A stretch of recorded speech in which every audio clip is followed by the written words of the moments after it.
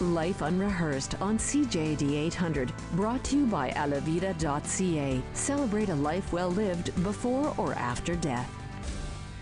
Good afternoon. Welcome to Life Unrehearsed. This is a show about the ins and outs of family life. It might be about your kids, could be about yourselves, maybe even your elderly parents. While we tackle these topics, we want you to know that you're not alone in all of this, and we're going to navigate you through it all. Thanks for listening to us. My name is Matt Delvecchio. I specialize in free retirement home search and senior transition support. Here with my co-host, Corey Sorotas, clinical social worker and psychotherapist specializing in grief and loss. Good afternoon, Corey. Good afternoon, Matt. We have a great show planned today. Coming right up, we are going to have Claire Webster and Leila Zahabi, who will share some cutting-edge information about this amazing project that Corey and I were privileged to see a couple weeks ago. It's a simulation apartment to help caregivers at the McGill Steinberg Centre for Simulation and Interactive Learning. That's going to be very interesting, Corey. And what do you have coming up? What do I have coming up? Well, in the second half of the show, we are set to interview Pam Wener, who is an educator as well as a laughter therapist. So I can't wait for that because for me, laughter is a very important part of life in general. And we're going to learn about whether or not laughter is, in fact, the best medicine. Yes, we will. It should be very interesting as well. You know, we had, Corey, I mentioned just on a little side note here, a bit of a sad note. I mentioned last week, lost a very good buddy, family friend of mine, Gord Fairholm, and the funeral was this week, and heartfelt and really emotional, but also very inspiring as well. So we want to wish the best to Lisa Fairholm, his wife, and daughter Lauren, and son Ryan. And I have to tell you, Corey, 50 years old, that's a young age, two teenagers. And I was struggling with how, to deal with it. And I have to thank you, really, Corey. I have to thank you. For those of you that don't know, Corey and I usually come into the station for our show in the car. It's, from the West Island, and now with all the closures and so on, it's a good 45 minutes. But you've been very, very helpful for me. And, you've got this book. And for those of you who are watching on our Life Unrehearsed Facebook page, you'll see Someone Died, Now What? And you gave me that quite a while ago. And I flipped through the pages and I said, you know what, Corey could help me out here. I was really struggling. And Corey, that's a heck of a book. It really, honestly, it helped me. You've got all these different chapters. You don't have to read the whole thing, but whatever subjects you want to talk about. And I thought it was a real blessing. So I wanted to thank you through this difficult... I'm quite humbled by your words, and I do appreciate it, especially today, because you probably don't know this. Today is marks the 29th year of the day that my brother died. He was a victim of a hit-and-run accident, and it was the motivation for me to go into grief counseling and in fact to write a book like this which honors his memory. So and today's the anniversary. Today's the anniversary, so I'm pretty sure my parents are listening, and so I'm going to give them a shout out and tell them never a day goes by that I don't think about him, and I honor his memory by doing the work I do. And really, for all of you with loved ones, you please keep in mind that death may end the life, but not the relationship. Very well said, Corey. Very well. So, again, I was going to mention, in light of the fact that we are looking at our second half with a laughter therapist, what a great way to honor my brother yet again by saying that he had a great sense of humor. And so it'll be a wonderful way for us to talk about how laughter can really be a coping mechanism for not just about loss and grief, of course, but also about stress and health in general. So we look forward to that in the second half of the show. Excellent. All right. Well, let's get right into it. As I mentioned, Corey, you and I had the real privilege to go to the McGill Steinberg Centre for Simulation and Interactive Learning.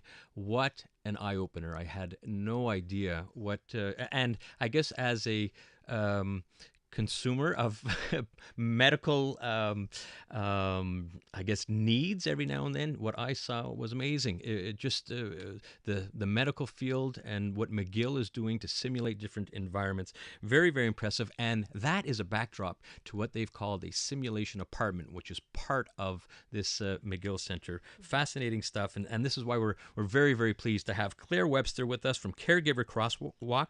Claire specializes in Alzheimer's care, and she is here with Leila Zahabi, who is the education manager at the McGill Simulation Centre, and they're here to share this initiative with us. So welcome, Leila. Welcome, Claire, to the show. Thank you. Thank you. Really glad you could be with us. So, Leila, we'll start with you, and let's back it up a bit. I had no idea this simulation center existed. It is far beyond just the simulation apartment. Tell us a little bit more about it. Of course.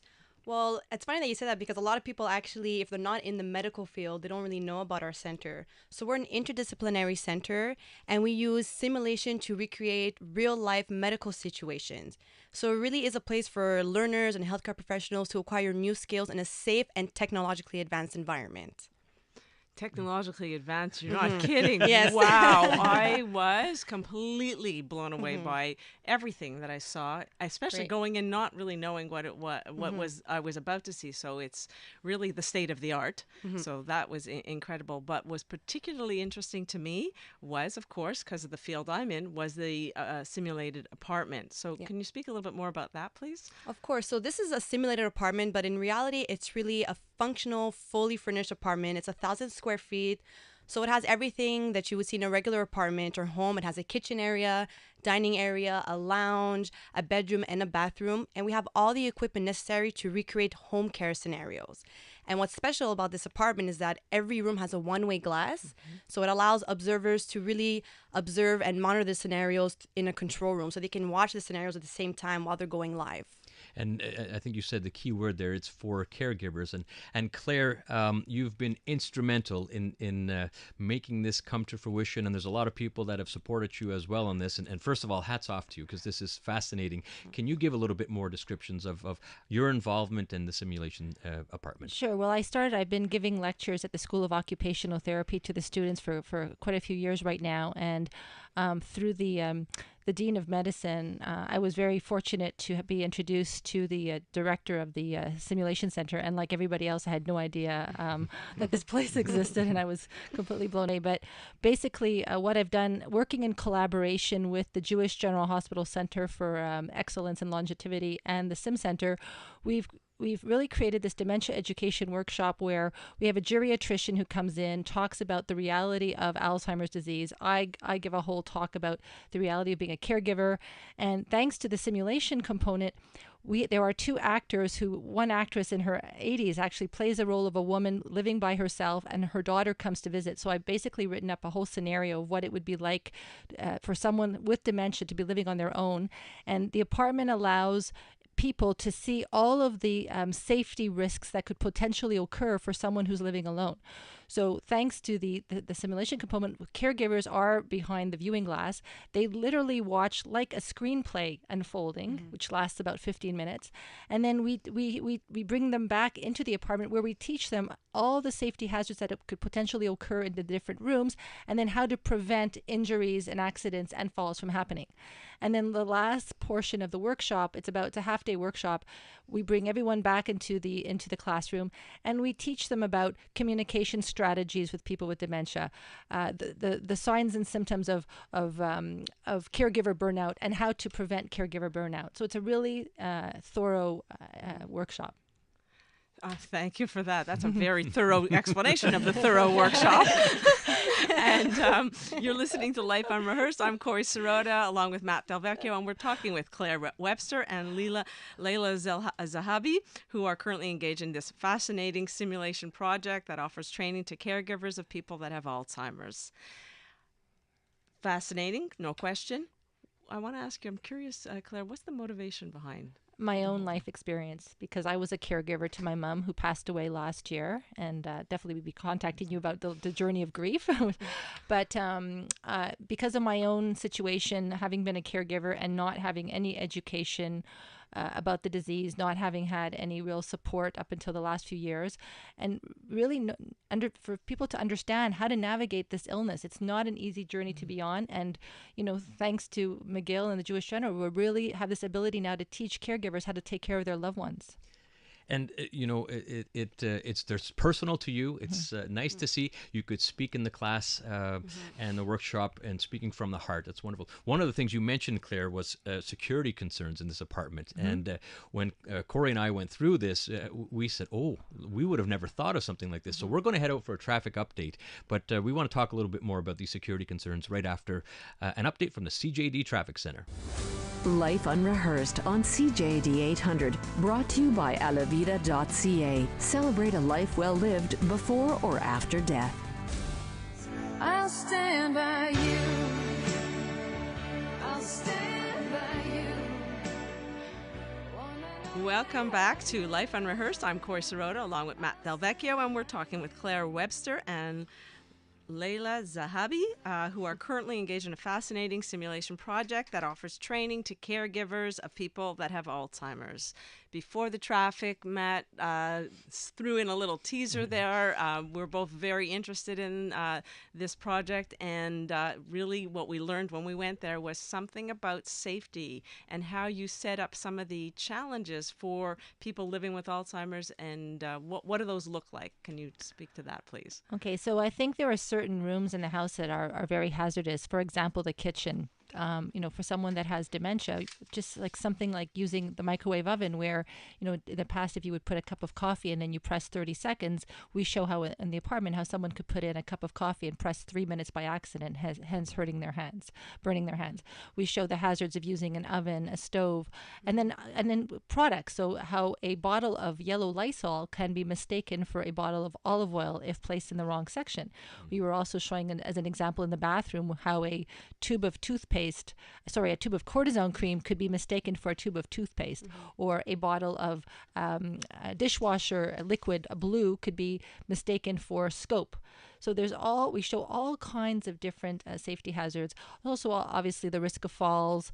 If you have shag rugs put around in the apartment that are not properly taped down, the importance of using night lights in the evening. Do you want to elaborate a bit more? Well, the thing is, with our apartment, it's a regular apartment, so it's not adapted. So at the end of the day, if someone is getting hurt, someone's going through a type of condition, it's just going to be in a regular home. So how do we show people how to adapt it to make it safe? Because some people have asked me, why isn't the apartment adapted? But the reality is, if something's going to happen to somebody, the apartment is not going to be adapted. It's going to be a regular home. So how do we show them how to make it safe for their everyday life? It is quite amazing, and I was amazed that I would have never thought the tubes of toothpaste could be mistaken, or the dish detergent, but it actually does make a lot of sense. And just to bring us through the process of a workshop where you have a geriatrician that would be talking, and then Claire, you would also talking from real life examples, and caregivers behind these windows that could see everything. So you had mentioned actors. So explain, you actually hire actors to play this out? We're very privileged at the Sim Center. We have a pool of 200 actors. We actually call them our standardized patients. And what they do is they reenact patient roles.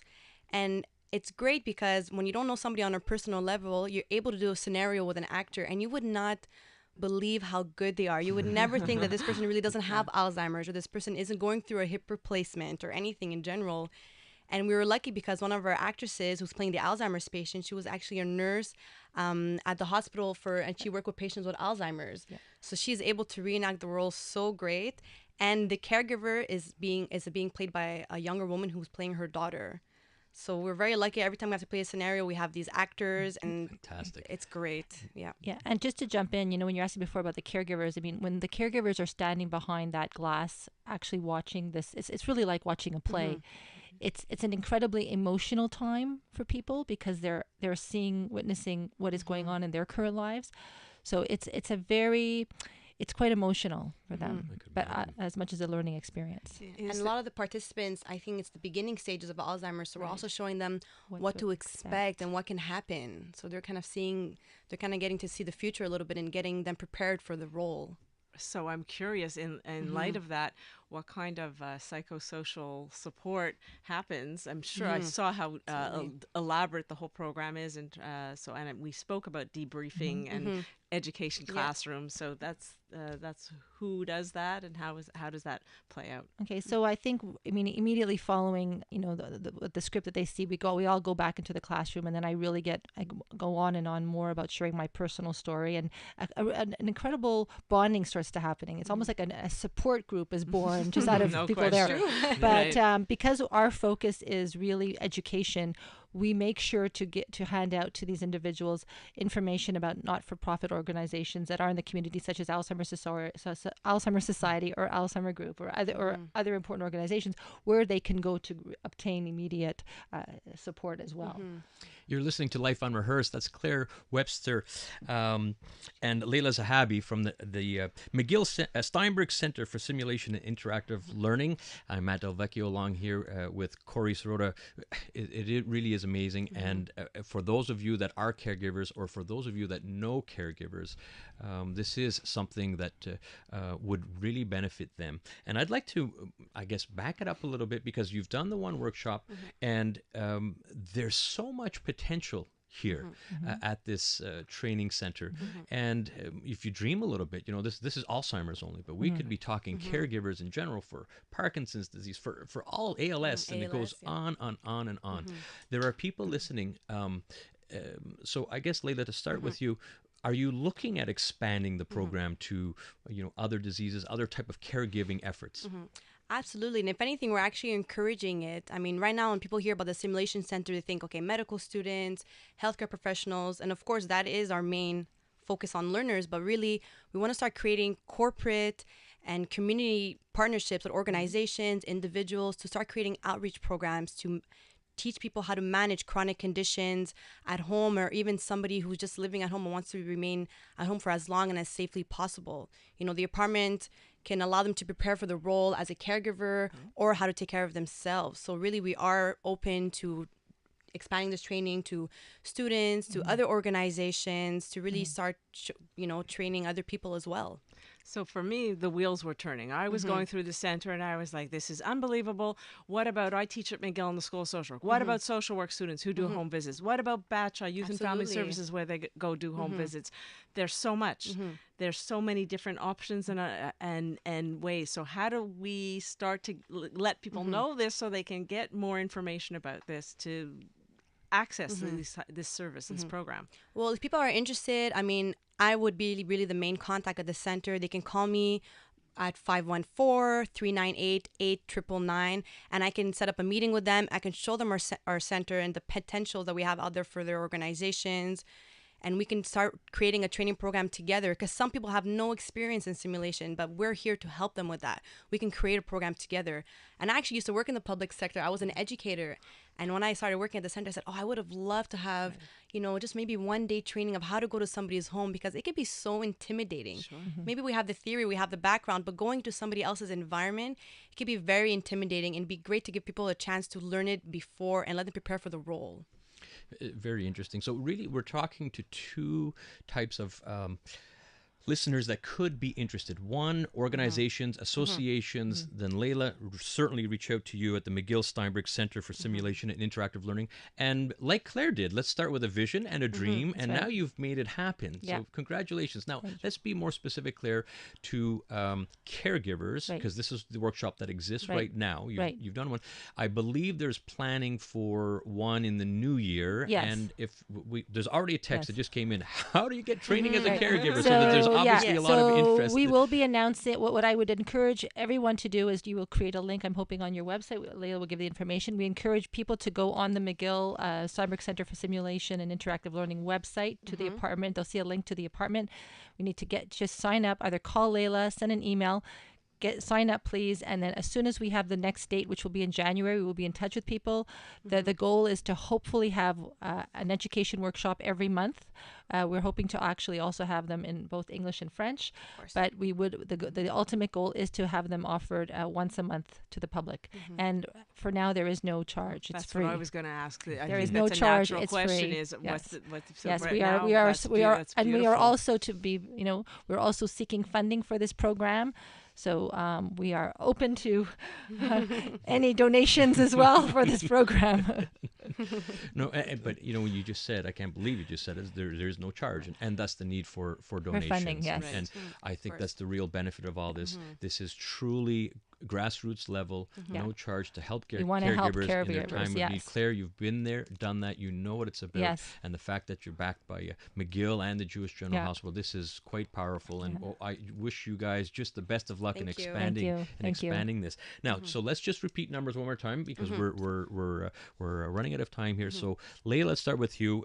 How do people get a hold of you and the McGill Steinberg Centre for Simulation and Interactive Learning? So they can get a hold of me by calling me at 514-398-8999, or they can go on our website. My information is there as well. So it's www.mcgill.ca/medsimcenter. And they can also contact me by email at leila.zahabi@mcgill.ca. Okay, and They can also get in touch with me at www.carecrosswalk.com.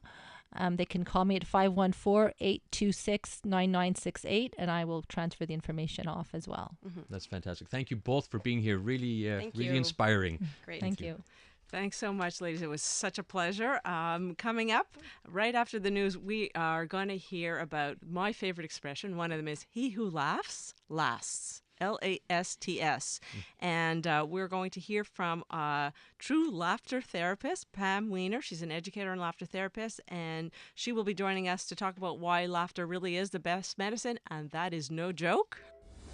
Life Unrehearsed on CJD 800, brought to you by alavida.ca. Celebrate a life well lived before or after death.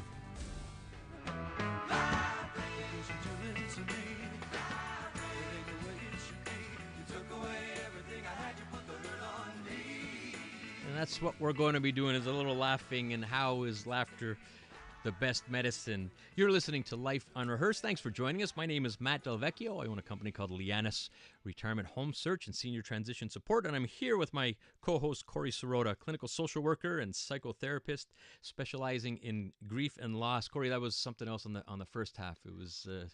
It's so interesting what they are doing, and please go out, look at their websites. This is groundbreaking work. Yeah. I feel like it's groundbreaking certainly work, from a caregiver's perspective, yeah.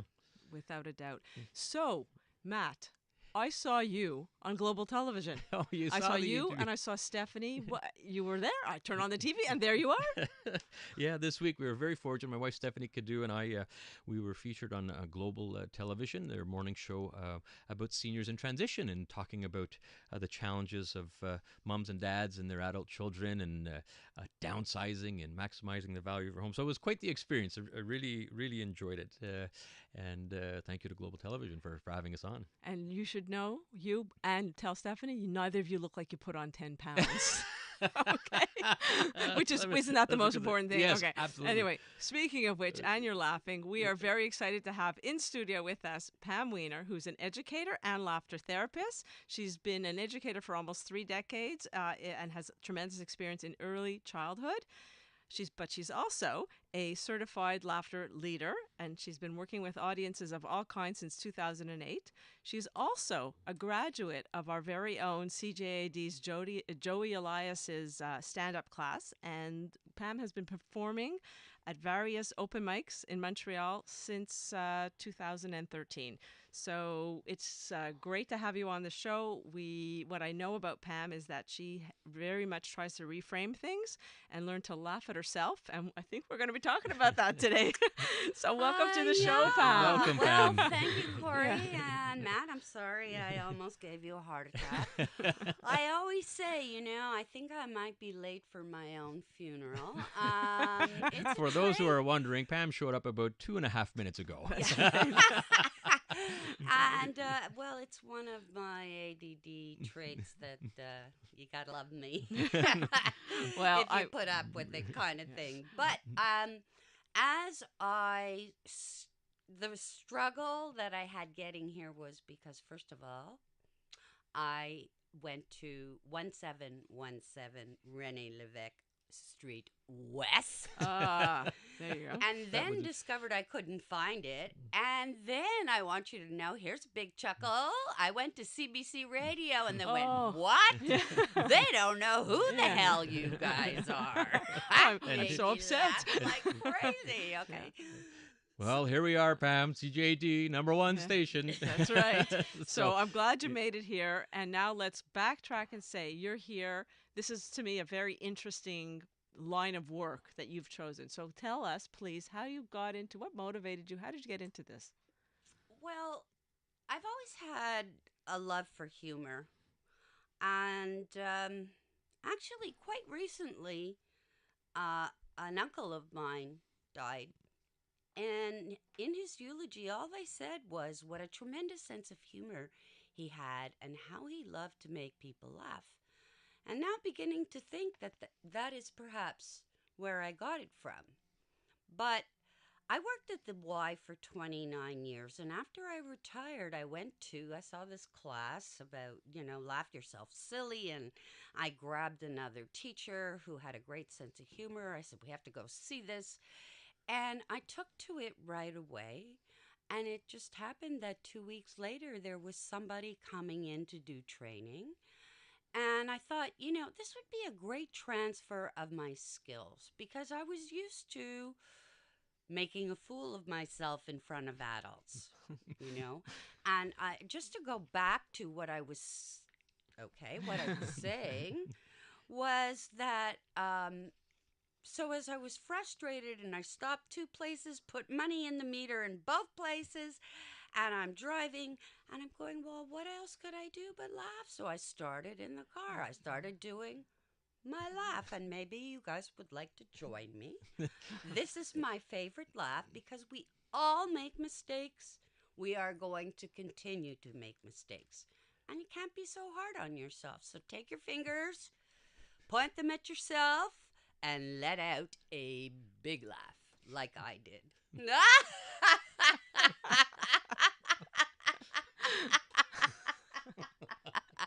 Okay, if you could only see her face with the laugh too. So Pam, good on you. It's all in the mindset, right? That's right. But laughter, it truly can be, I guess, the best medicine. And you talked about the death of an uncle, and you probably did not hear, unless you were listening to the station on the first half.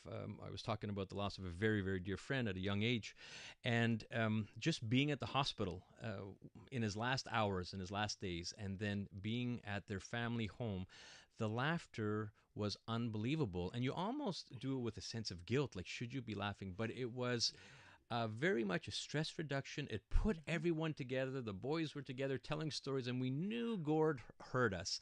And so, were we wrong for laughing, or is that Pam what we should be doing to grieve?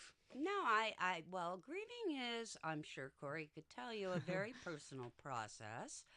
But I have to tell you that while my uncle was unconscious, I reached out to somebody while they were deciding whether they were going to pull the plug. And I said, I really need to laugh. Somebody online. And I said, could you make some time for me? And that's what we did. Really? And it felt so cathartic. So- I really needed that laugh. There's no question that it does. It is very cathartic and part of a stress relief. You are listening to Life Unrehearsed. I'm Corey Sirota with my co-host Matt Delvecchio, and we're talking with Pam Wener, educator and laughter therapist, about the benefits of laughter and how to navigate difficult situations and adversity through the use of laughter. Pam, you mentioned to me when we spoke prior to the show about good-hearted living. Is that what it is? Good-hearted living? Can you explain what that is? Because I found it fascinating. Okay, that is a book that was written by Steve Wilson. He is a psychologist, and he is the leader of World Laughter Tour. And he divided the week into sections just to make it easy to remember. So you could do these things any day of the week. And it's to prevent hardening of the attitudes. Monday is for compliments, true compliments. Tuesdays is for flexibility. Think outside the box. Take another route to work. Wednesdays is for gratitude. We have so much here in North America to be grateful for. Clean water, cars, you name it. Clean air. Thursdays is for kindness. My mom brought me up. Do one kind thing for a person a day. Doesn't matter. Hold open a door. Pay someone else's meter or coffee. Fridays is for forgiveness. I say that if you don't forgive somebody, you're allowing them to live rent free in your head. True. So even if you can let go of a little part of it, you're doing yourself the favor. And Saturdays and Sundays is for chocolate. Now, that could be real chocolate, or actually, it's symbolic of doing something nice for yourself. And as I said, there's nothing to stop you from being flexible on Thursday or grateful on Monday. It's just a way of remembering. You know, it's amazing to hear you. And when we were talking beforehand, you wanted to mention that you're an educator first and foremost, which I thought was interesting because you are a laughter therapist. And when we were talking with Corey, I was amazed that there's different types of laughter therapy. Who didn't really realize that. And there are several different types of laughter therapy. So Pam, we're going to go for a quick traffic update. But if you can enlighten us on a little bit of what those laughter therapies are as soon as we hear back from the CJD Traffic Center. Life Unrehearsed on CJD 800, brought to you by alavida.ca. Celebrate a life well lived before or after death.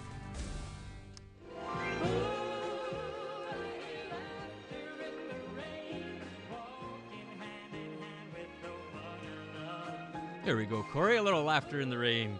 Welcome back to Life Unrehearsed. My name is Matt Delvecchio. I'm here with Corey Sirota, and we're really pleased to have with us Pam Wener, an educator and laughter therapist. So, Pam, just before traffic, we were talking about some of the different types of laughter, and you had mentioned laughter yoga as being one of those types of, laughter therapies. Can you explain what is laughter yoga? Well, actually, laughter yoga is the originator of laughter therapy. It started in India, and it is based more on yoga and the breath. And so there's a lot of breathing in between exercises and chanting and clapping, which you don't find as much in laughter therapy. Then there's also Laughercise that was created by Albert Nurnberg, and he works on triggers. And we do a series of laughter exercises, one after the other, very quickly. Not everybody can participate because it's pretty draining. And then you had laughter therapy, I guess. Therapy, as the different, yes, which is the North American version of laughter yoga because it's been here 15 years. And if you think 15 years ago, if you said to people, I'm going for acupuncture and I'm going to have a bunch of needles stuck in my head, they'd go, you're crazy. And they would have had the same reaction to yoga, Steve Wilson thought. So he called it therapy. Oh, so interesting. That is very interesting. I learn something new as we do each week. So I keep saying laughter's the best medicine. We've heard it. Pam, is it really the best medicine? What are the benefits of laughter? Well, right now I'm experiencing the best, which is it is good for your mental state. It's good for depression. It's good for grief. I mean, I sought out laughter this week while I was grieving. It's an aerobic exercise, so it's good for your heart. It opens up your arteries. When you are laughing, you are expelling air in a way that you don't normally, which means you're expelling toxins. Laughter stimulates the part of the brain that's responsible for happiness. If you're making eye contact, which you should be, it makes the laughter more contagious, and you make a connection with a person that is so different that it breaks down barriers. If managers and employees do it together, there's no difference between them. Laughter is a universal. It's not the same as humor. Humor is cultural and personal. That's Pam Wener, educator and laughter therapist. Matt Delvecchio here with Corey Sirota on Life Unrehearsed. Pam, you're working on a paper, and in this paper, you're talking about and recommending that we should lighten up each day. You know, make small changes in your day-to-day activities. So I thought that was fascinating. And what can we do in these little small changes that maybe are easy ones that we're just not doing? Any examples you can give us? Absolutely. Then they're not I can't claim them. But I would start with the very first one being that it's a mindset. When you put your feet on the floor in the morning, you decide if you're going to be in a good mood or a bad mood. Second of all, find out what makes you laugh. You can find it on YouTube, or you can watch your television, whatever, funny movies. There's a list of the 100 most funny movies, reading books, comic strips. It's what turns you on, what makes you laugh. Ideally, it's to laugh with other people because there's a social glue and connection that's made there. But it doesn't matter as long as you laugh. So I found out when I was alone, when I was depressed, and I alienated myself from people, I watched I Love Lucy because I love slapstick. So you're raising such an important point, which is the difference between humor and laughter. And I have I collect these quotes. One of my favorite quotes around that is that laughter has no foreign language. That's right. Because there's 3 sounds, and we all use those 3 sounds. And so do animals, interestingly enough. When they play, they pant. Ha, ha, ha, ha. What makes you laugh, Pam? Oh, it doesn't take much to make me laugh. is running down the CJD studios to get on the show live. Might make it up. You also have this great down pat laugh that you can imitate. You can do. Can you do that for us? Let's do one laugh before we head out here. Yeah. How about that Wicked Witch? That Wicked Witch laugh. Oh, you want the Wicked Witch? Get ready, folks. Okay. I'll get you, my pretty. You and your little dog. Well, I have my sister guaranteed. My 50-year-old sister is underneath the covers in her bed right now, totally panicked. That's why I do it. Really, thank you so much, Pam, for being here. Can you please tell us how people can get in touch with you? I'm bad. I don't have a website. You can get in touch with me on my Facebook page or... What about tomorrow night? Tomorrow night I'm going to be at the Comedy Works at 8 o'clock doing stand-up. I'm looking forward to it. I haven't been there in a while. And Facebook. And my phone number is, if you need to reach me, 514-898-2503. I have a company called Sharpening Minds. Thank you so much, Pam. And it's Pam Wener, Wener. We got a text in. How do you spell the last name? So there you go. Now, next week, you really don't want to miss next week. We're so excited. We have Dr. Ted Wein, a neurologist, who is going to be talking to us with some hints and initiatives to prevent strokes. And we are going to have a very interesting topic on the second half, Corey. Giselle Argentin from a unique company called Alavida. This is a fascinating company that's changing the landscape and mindset of end-of-life ceremonies.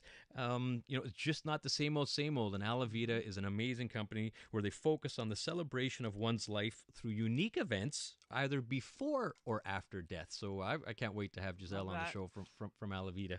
Thank you very much for joining us. You can catch us live every Sunday at 4 o'clock on Life Unrehearsed, and we're going to head to news shortly.